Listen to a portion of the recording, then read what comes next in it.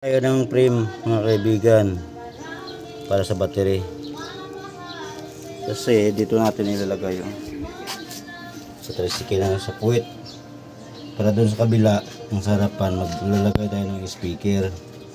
Kaya building natin dito yung frame para dito ilalagay ang battery.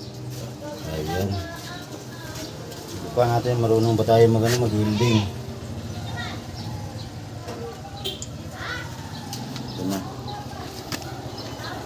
Sukat natin actual. Ayan. Pasok na pasok. Pasok po sa banga. Shuffle wheel natin.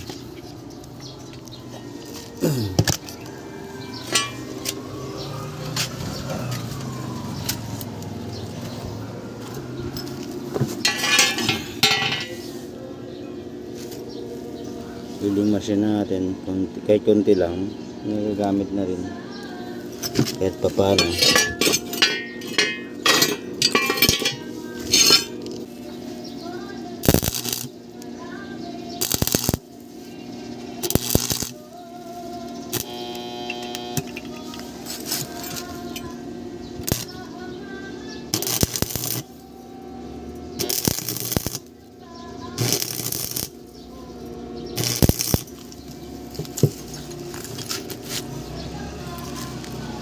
Dito problema, medyo malaki. Lagyan natin ng lagyan natin ng building rod o anong bakal. Ito nga, ito pwede ba to? Parang malaki ito ang ganda.